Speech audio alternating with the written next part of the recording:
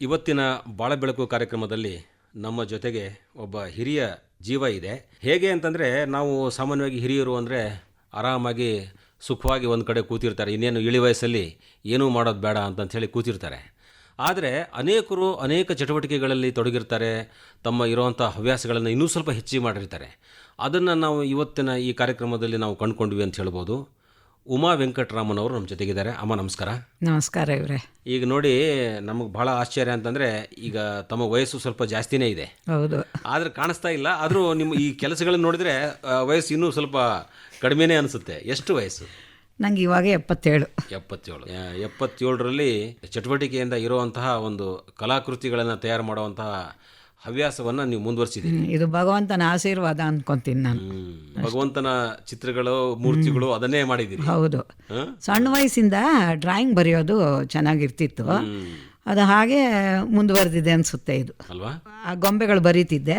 ಆಮೇಲೆ ಗಣೇಶನ್ನ, ಆಂಜನೇಯ ಸ್ವಾಮಿನ ಆ ಥರ ಬರೆಯೋಕೆ ಶುರು ಮಾಡಿದೆ. ಬಿಡುವಿನ ವೇಳೆಯಲ್ಲಿ ಎಲ್ಲೂ ಕಲ್ತಿಲ್ಲ, ಕ್ಲಾಸ್ಗೆ ಹೋಗಿಲ್ಲ, ನಾನು ಸ್ವಂತವಾಗಿ ನಾನು ಮಾಡಿರೋದಷ್ಟೇ ಇದು. ಅದ್ಭುತ. ಅದಕ್ಕೆ ಕಾರ್ವಿಂಗ್ ಮಾತ್ರ ನಾನು ನೋಡಿದ್ದೀನಿ, ಕೊಬ್ಬರಿನಲ್ಲಿ ಕಾರ್ವಿಂಗ್ ಮಾಡೋದು ನೋಡಿದ್ದೀನಿ. ಅದನ್ನು ನೋಡಿದ್ಮೇಲೆ ಮಾಡಬೇಕು ಅಂತ ಅನ್ನಿಸ್ತು ನನಗೆ. ಅದು ಶುರು ಮಾಡಿದೆ. ಆಮೇಲೆ ಅಲ್ಲಿಂದ ವಿಗ್ರಹಗಳು ಮಾಡ್ಬೋದಾ ಅಂತ ಒಂದು ಐಡಿಯಾ ಬಂತು.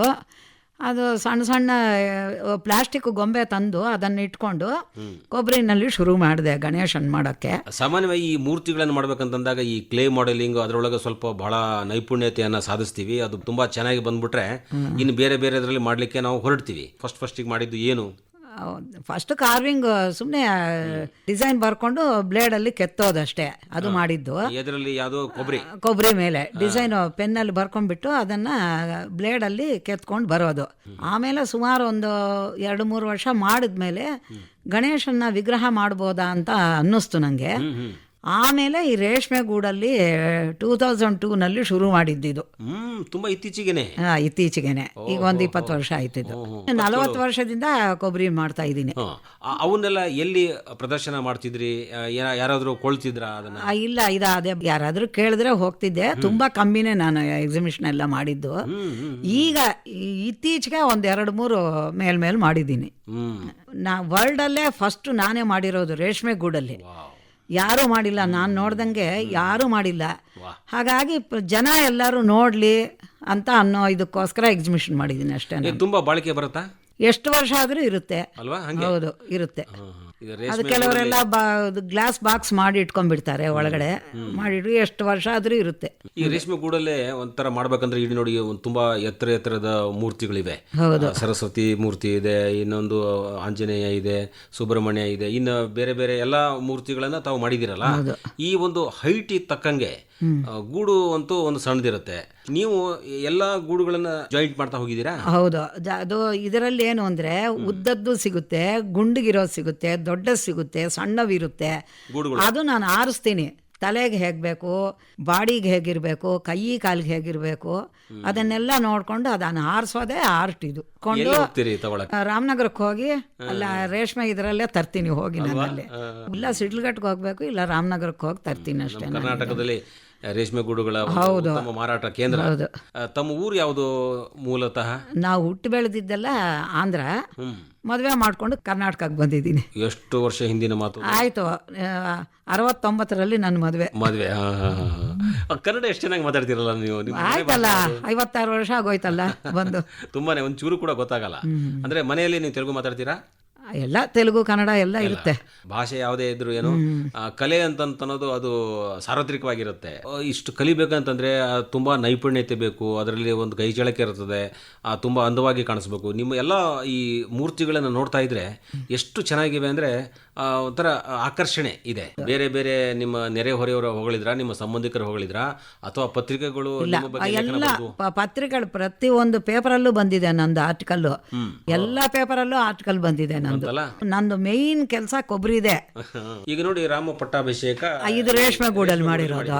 ಏನೇನು ವಿವರಣೆಗಳು ಅದು ಸ್ವಲ್ಪ ಕೊಡಿ ನೋಡೋಣ. ಅದಕ್ಕೇನಿಲ್ಲ, ಫಸ್ಟ್ ಗೂಡು ತಗೊಂತೀನಿ, ಅದೇ ಹೇಳಿದ್ನಲ್ಲ, ಫಸ್ಟ್ ಬಾಡಿ ರೆಡಿ ಮಾಡ್ಕೋಬೇಕು, ಮಾಡಿ ಆಮೇಲೆ ಸ್ಕಿನ್ ಕಲರ್ ಮಾಡ್ತೀನಿ. ಅದು ಒಂದು ದಿವಸ ಒಣಗಬೇಕು, ಡ್ರೆಸ್ ಮಾಡ್ತೀನಿ. ಆಮೇಲೆ ಆರ್ನಮೆಂಟ್ಸು ಅದೆಲ್ಲ ಮಾಡಬೇಕು. ಎಲ್ಲ ಮಾಡಿದ್ಮೇಲೆ ಲಾಸ್ಟಲ್ಲಿ ಕೈ ಕಾಲು ಎಲ್ಲ ಶರೀರ ಮಾಡಿದ್ಮೇಲೆ ಲಾಸ್ಟಲ್ಲಿ ತಲೆನ ಮಾಡಿ, ಅದಕ್ಕೆ ಯಾಕೆ ಅಂದರೆ ಬಾಡಿಗೆ ತಕ್ಕನಾಗಿ ತಲೆ ಬರಬೇಕಲ್ವಾ, ಅದು ಲಾಸ್ಟಲ್ಲಿ ಮಾಡ್ತೀನಿ. ಅದು ಇದನ್ನು ಮಾಡಬೇಕಂತ ಹೆಂಗೆ ಅನಿಸ್ತು ನಿಮಗೆ? ಒಂದು ಇಷ್ಟು ವೈಭವದ ಒಂದು ದೊಡ್ಡ ದೃಶ್ಯವನ್ನು ಚಿತ್ರಿಸಬೇಕು, ಅದೇ ರೀ, ನನಗೆ ಗೊತ್ತಿಲ್ಲ ನಿಜವಾಗ್ಲೂ. ಅದು ದೈವತತ್ವವಾಗಿ ಬಂದಿರೋದು. ನನಗೆ ಫಸ್ಟ್ 2 ಹಕ್ಕಿಗಳು ಮಾಡಿದ್ದೀನಿ ಇದರಲ್ಲಿ, ಆಮೇಲೆ ಕ್ರಿಕೆಟ್ ಮ್ಯಾಚ್ ಫುಲ್ ಮಾಡಿದ್ದೀನಿ ಇದರಲ್ಲಿ. ನೋಡಿ, ದೇವರ ವಿಗ್ರಹಗಳ ಜೊತೆ ಅದನ್ನು ಕೂಡ ಮಾಡಿದ್ದೀನಿ. ಎಲ್ಲ ಜಾತಿ ಇದ್ರು, ಛತ್ರಪತಿ ಶಿವಾಜಿ ಮಾಡಿದ್ದೀನಿ, ಇವರು ಬಸವಣ್ಣನ್ ಮಾಡಿದ್ದೀನಿ, ಸಾಂಟಾ ಕ್ಲಾಸ್ ಮಾಡಿದ್ದೀನಿ, ಪ್ರತಿಯೊಂದು ಎಲ್ಲವನ್ನೂ ಸೇರಿಸಿ ಒಂದು ಕಡೆ ಇಟ್ಟಿದ್ದೀರಾ, ಸರ್ವಧರ್ಮ ಸಮನ್ವಯ ಆ ಥರನೂ ಮಾಡಿದ್ದೀನಿ ಎಲ್ಲ ಇದರಲ್ಲಿ. ಈಗ ಈ ಕೆಲವು ದೇವರ ವಿಗ್ರಹಗಳನ್ನು ಮಾಡಿದಾಗ ಕೆಲವೊಬ್ರು ತುಂಬಾ ಚೆನ್ನಾಗಿದೆ, ನಮಗಿದು ಬೇಕು ಅಂತ ಹೇಳಿ ಕೊಂಡ್ಕೊಳ್ಳೋಕೆ ಹೌದು ತಗೊಂತಾರೆ. ಅದು ಸೇಲು ಮಾಡ್ತಾ ಇದ್ದೀನಲ್ಲ ಮಾಡಿ ನಾನು. ಹೌದು. ಸೊ ಒಂದು ಸೇಲ್ ಆದಾಗ ಮತ್ತೆ ಅಂಥದ್ದೇ ಇನ್ನೊಂದು ಏನಾರ ಮಾಡಿ ಇಟ್ಕೊಂಡು ಒಬ್ಬರು ತಗೊಂಡೋಗಿ ನೋಡಿದಾಗ ಇನ್ನೊಬ್ಬರು ಅದು ನೋಡಿದಾಗ ಇಷ್ಟ ಆದರೆ ಅವರು ಬರ್ತಾರೆ ತಿರುಗಿ ಆರ್ಡರ್ ಕೊಡ್ತಾರೆ. ಇಂಥದ್ದೇ ಮಾಡಿಕೊಡಿ. ಹೌದು. ಅಂದ್ರೆ ಯಾವ್ದಾದ್ರು ಫೋಟೋ ಗಿಟೋ ಕೊಡ್ತಾರಾ? ಈ ರೀತಿ ಒಂದು ಫೋಟೋ ಇದರಲ್ಲಿ ಇಲ್ಲ, ನನ್ನ ಹತ್ರನೇ ನಾನು ಮಾಡಿರೋದು ಫೋಟೋ ತೆಗೆದು ಇಟ್ಕೊಂಡಿರ್ತೀನಿ, ಅದನ್ನು ನೋಡಿಬಿಟ್ಟು ಆರ್ಡರ್ ಕೊಡ್ತಾರೆ ಅವರು, ಅಲ್ವಾ? ಈಗ ನಿಮ್ಗೆ ಈಗ ನಾವು ಆಕಾಶವಾಣಿಯಲ್ಲಿ ನಿಮ್ಮ ಮಾತುಕತೆ ನಾನು ಕೇಳ್ತಾ ಇದ್ದಾರೆ.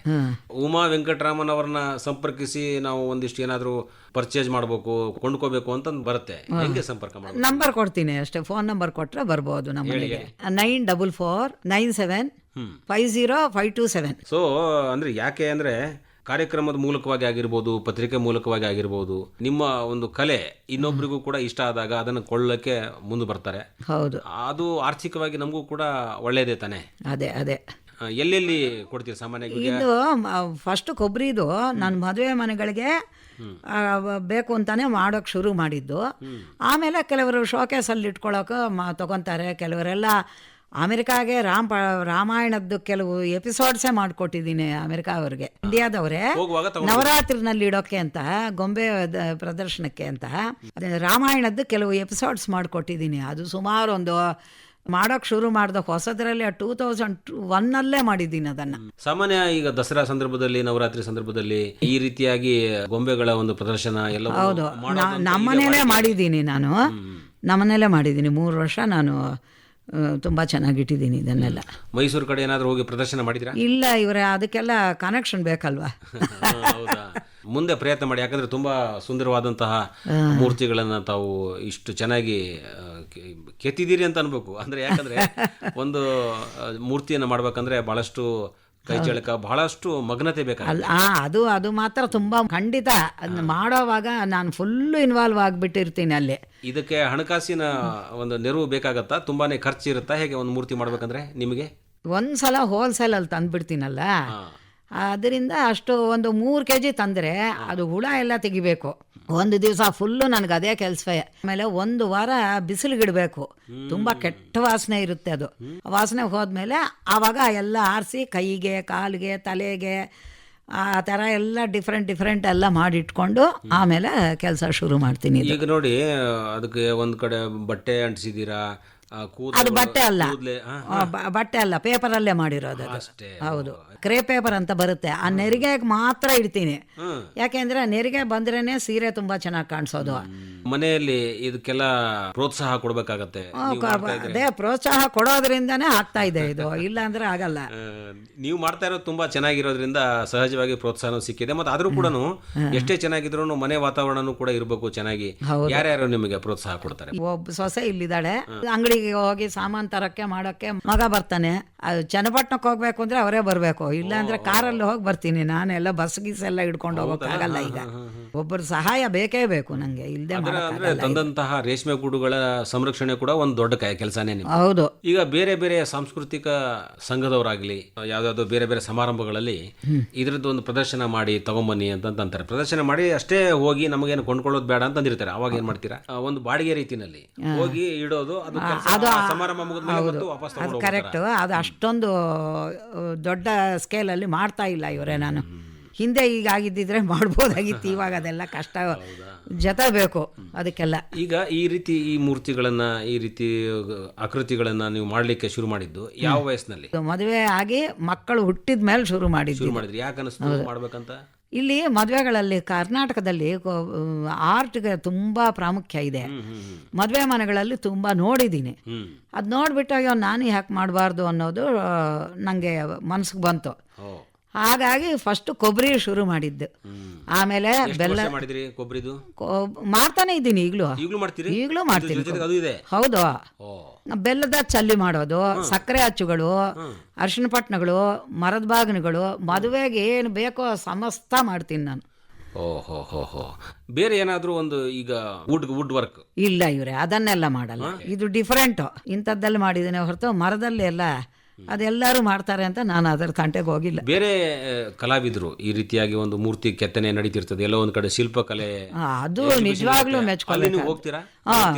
ಕಲ್ಲಲ್ಲಿ ಮಾಡೋದಂತೂ ಅದು ತುಂಬಾ ಆಶ್ಚರ್ಯ ಅನ್ಸುತ್ತೆ ನಂಗೆ ನಿಜವಾಗ್ಲೂ. ಆ ಹುಲಿ ಇದು ಇಟ್ಕೊಂಡು ಮಾಡ್ತಾರಲ್ವಾ, ಕಣ್ಣು ಮೂಗು ಅಷ್ಟು ದೈವದತ್ವಾಗಿ ಬರಬೇಕು ಅಂದ್ರೆ ಅದು ಇನ್ನೂ ಪುಣ್ಯನೇನೋ ಅನ್ಸುತ್ತೆ ನಂಗೆ. ಕೆತ್ತಬೇಕಾಗತ್ತೆ. ಹೌದು, ಮತ್ತೆ ಇದಕ್ಕೇನ ಹಾಗಂದ್ರೆ ಇನ್ನು ಅದಕ್ಕೆ ಇದರಲ್ಲಿ ಸೂಕ್ಷ್ಮತೆ ಇದೆ. ನಿಮ್ಮ ಅಂದ್ರೆ ಮಹಿಳೆ ಮನೆಯಲ್ಲಿ ಇದ್ದಾಗ ಮತ್ತು ನಿಮ್ಮ ತರ ವಯಸ್ಸಾದಾಗ ಏನು ಮಾಡೋದು ಬೇಡ ಅಂತಾನೆ ಸಾಮಾನ್ಯ ಅಂದ್ಕೊಂಡ್ಬಿಟ್ಟಿರ್ತಾರೆ.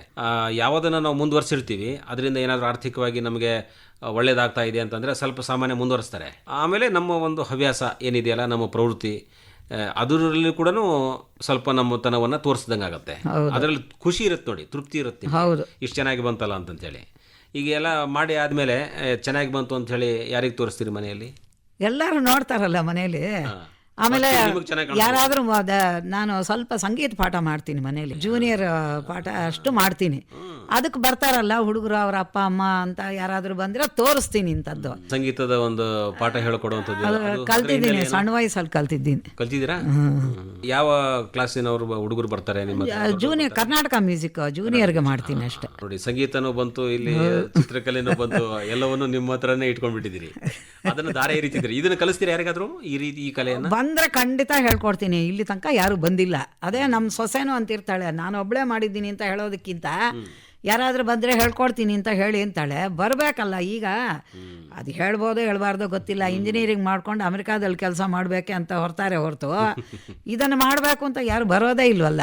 ನಿಜ. ಸಣ್ಣದೇ ಒಂದು ಕೆಲಸ ಆಗಿರ್ಬೋದು, ಅದು ಸಣ್ಣದ ಕೆಲಸ, ಅದು ದೊಡ್ಡ ಪ್ರಮಾಣಕ್ಕೆ ಹೋಯ್ತದೆ, ನಮ್ಮನ್ನ ಕೊಂಡೊಯ್ತದೆ. ಯಾಕಂದ್ರೆ ಅದು ಒಂದು ಪ್ರಯಾಣ ಅಂತ ಅನ್ನೋದು ಮೊದಲ ಹೆಜ್ಜೆಯಿಂದ ಶುರು ಆಗುತ್ತೆ. ಅದು ಬೆಳೀತಾ ನಾವು ಮುಂದೆ ಹೋಗ್ತೀವಿ.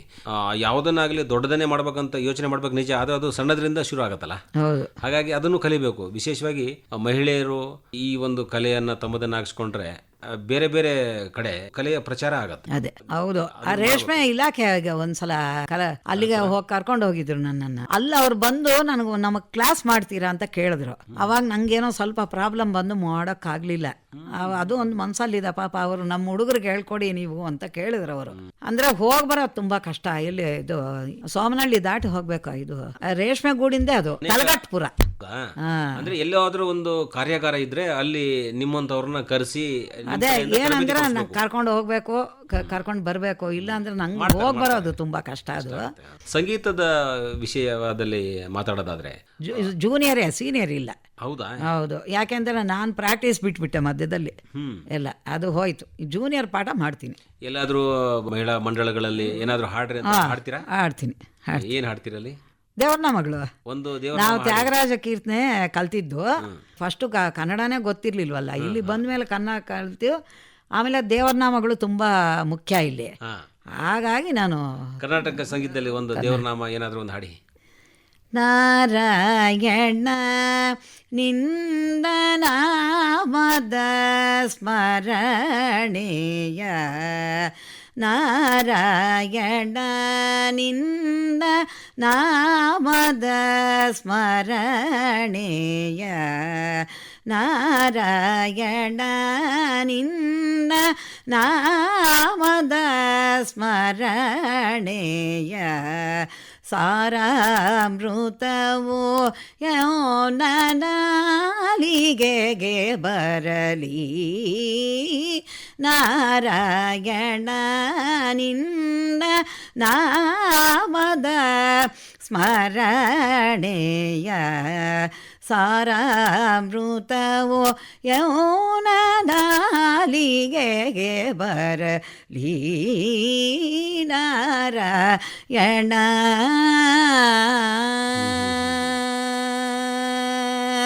ತುಂಬ ಸುಶ್ರಾವ್ಯವಾಗಿ ಹಾಡ್ತೀರಿ ಮತ್ತು ಮಕ್ಕಳಿಗೆ ಒಂದು ಒಳ್ಳೆಯ ಸಂಗೀತ ಸಿಗಬೇಕು ಅಂತಂದರೆ ಉತ್ತಮ ಗುರು ಬೇಕು.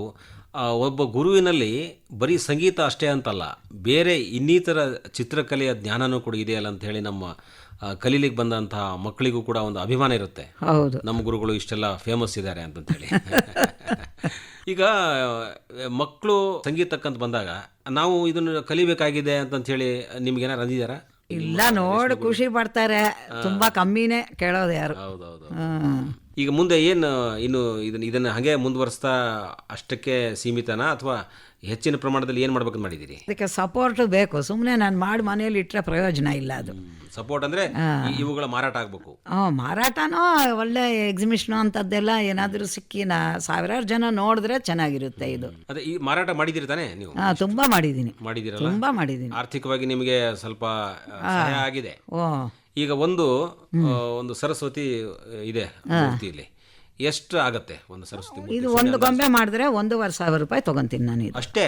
ಹೌದು. ರೇಷ್ಮೆ ಗೂಡು ತುಂಬ ಕಾಸ್ಟ್ಲಿ ಅಲ್ಲ, ಸ್ವಲ್ಪ ಕಾಸ್ಟ್ಲಿ ಮಾಡಬೇಕಿಲ್ಲ? ನಾ ಇದೇ ಜಾಸ್ತಿ ಅಂತ ಅಂದೇನೋ ಅಂತ. ಇರಲಿ. ಈ ರೀತಿಯಾಗಿ ನಾವು ನಮ್ಮ ಕಲೆಯನ್ನು ಮುಂದುವರಿಸಬೇಕಾಗತ್ತೆ. ಮತ್ತು ಎಲ್ಲೋ ಒಂದು ಕಡೆ ಕೊಳ್ಳೋರು ಬರ್ತಾರೆ, ಅದು ಗೊತ್ತಾಗಬೇಕು, ಹೊರಗಡೆ ಗೊತ್ತಾಗಬೇಕು. ನಿಮ್ಮ ಹಾಗೆ ನಿಮ್ಮ ಪ್ರತಿಭೆ ಇನ್ನೊಂದು ಕಡೆ ಅದು ಪ್ರಚುರಗೊಂಡ್ರೆ ಸಹಜವಾಗಿ ಬರ್ತಾರೆ ಅಂತ ಹೇಳಿ ಹೇಳ್ಬೋದು. ಈಗ ಜೀವನದ ರೀತಿ ಈ ಕಲೆಯಲ್ಲಿ ಮತ್ತು ಸಂಗೀತದಲ್ಲಿ ಇರೋದ್ರಿಂದ ಇಷ್ಟೇ ಸಂತೃಪ್ತ ಜೀವನ ಅಂತ? ಹೌದು, ಟೈಮ್ ಪಾಸ್ ಚೆನ್ನಾಗಾಗುತ್ತಲ್ವಾ. ಸುಮ್ಮನೆ ಕಾಲ ಕಳೆಯೋದಕ್ಕಿಂತ ಹುಡುಗರು ಬಂದಾಗ ಒಂಥರ ತುಂಬ ಚೆನ್ನಾಗಿರುತ್ತೆ. ಅವ್ರ ಮಾತುಗಳು, ನಾನು ಅವ್ರ ಹತ್ರ ಮಾತಾಡೋದು, ಅದೊಂಥರ. ಈ ಗೊಂಬೆಗಳು ಮಾಡ್ತಿದ್ರೆ ಆ ಲೋಕವೇ ನಂದು ಬೇರೆ. ಮಹಿಳೆಯರು ಬರ್ತಾರೆ, ನೋಡ್ತಾರೆ, ಇನ್ವಾಲ್ವ್ ಆಗ್ಬಿಟ್ಟಿರ್ತೀನಿ ಇದರಲ್ಲಿ. ಮಾಡ್ಬೇಕಂದ್ರೆ ಎಷ್ಟು ದಿನ ತಗೊಳ್ತೀರಿ ಈಗ ಒಂದು ಸರಸ್ವತಿ ಗೊಂಬೆಗ? ಅದು ಮನೇಲಿ ಕೆಲಸದ ಮೇಲೂ ಹೋಗುತ್ತೆ ಸ್ವಲ್ಪ. ಅದನ್ನು ನೋಡಿಕೊಂಡು ಮಾಡೋದು ಅಂದರೆ ಒಂದೊಂದ್ಸಲ ಅರ್ಜೆಂಟು ಅಂದರೆ 4 ದಿವಸದಲ್ಲಿ ಮಾಡಿಬಿಡ್ತೀನಿ.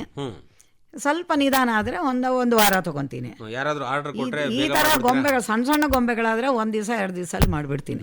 ಈ ಗಣಪತಿ ಒಂದು ಗೊಂಬೆ ಇದೆ. ಹೌದು. ಇದು ಎಷ್ಟು ದಿನ ತಗೊಂಡಿದ್ದೀರಿ? ಇದಕ್ಕೂ 2 ದಿವಸ ತೊಗೊಂಡಿದ್ದೀನಿ ಅಷ್ಟೇ. ಆಮೇಲೆ ಅಲ್ಲಿ ರಾಮ ಪಟ್ಟಾಭಿಷೇಕದ ಏನು? ಅದು 20 ದಿವಸ ಆಗುತ್ತೆ. ಅಷ್ಟೇನಾ? ಹೌದು, 20 ದಿವಸ. ನೋಡಿದ್ರೆ ಒಂದು 3-4 ತಿಂಗಳ ತಗೊಂಡಿರ್ಬೇಕು. ಇಲ್ಲ 20 ದಿವಸದಲ್ಲಿ ಮಾಡ್ತೀನಿ ಅಷ್ಟೇ. ಮಾಡ್ತೀರಾ? ಭಾಳ ಸಂತೋಷ ಆಗುತ್ತಮ್ಮ ನಿಮ್ಮ ಒಂದು ಈ ಗೊಂಬೆ ತಯಾರಿಕೆ ಮಾಡುವಂಥದ್ದು. ವಿಶೇಷವಾಗಿ ರೇಷ್ಮೆಗೂಡಲ್ಲಿ ಈ ಗೊಂಬೆ ತಯಾರಿಕೆಯನ್ನು ಮಾಡಿ ಇನ್ನೊಬ್ಬರಿಗೆ ಮಾದರಿಯಾಗಿದ್ದೀರಿ. ಮತ್ತು ಇನ್ನು ಯಾರಾದರೂ ಕಲೀಲಿಕ್ಕೆ ಬಂದರೆ ಅವ್ರನ್ನ ಗೊಂಬೆ ತಯಾರಿಕೆ ಹೇಗೆ ಮಾಡೋದು ಅಂತ ಹೇಳಿ ನೀವು ಅವ್ರನ್ನೂ ತಯಾರು ಮಾಡ್ತೀರಿ. ಖಂಡಿತ ಮಾಡ್ಬೋದು. ಸಂಗೀತ ಕೂಡ ಕಲೀಲಿಕ್ಕೆ ಬರ್ತಾ ಇದ್ದಾರೆ ಮಕ್ಕಳು ಕೂಡ. ದೊಡ್ಡವರು ಏನಾದರೂ ಅವರು ಬರ್ತಾರೆ ಕಲೀಲಿಕ್ಕೆ? ದೊಡ್ಡವರು ಬರ್ತಾರೆ, ಸಣ್ಣವರು ಬರ್ತಾರೆ. ಅದು ಆ ವ್ಯವಸ್ಥೆ ಮನೆಯಲ್ಲಿ ಎಲ್ಲವೂ ಇದೆ. ಆಯಿತು, ತುಂಬ ಸಂತೋಷ. ನಿಮ್ಮ ಈ ಕಲೆ ಹಾಗೆ ಮುಂದುವರಿಲಿ ಅಂತ ಹೇಳಿ ನಮ್ಮೆಲ್ಲ ಕೇಳುಗರ ಪರವಾಗಿ ನಿಮಗೆ ಹಾರೈಸ್ತೀವಿ. ಬಹಳ ಸಂತೋಷ ಆಯಿತು ನಿಮ್ಮೆಲ್ಲ ಈ ಮೂರ್ತಿಗಳನ್ನು ನೋಡಿ. ನಮಸ್ಕಾರಮ್ಮ. ಆಕಾಶವಾಣಿಯಲ್ಲಿ ನನಗೆ ಒಂದು ಪ್ರೋಗ್ರಾಮ್ ಕೊಟ್ಟಿದ್ದಕ್ಕೆ ನಿಮಗೂ ಹಾರ್ದಿಕ ಧನ್ಯವಾದಗಳು.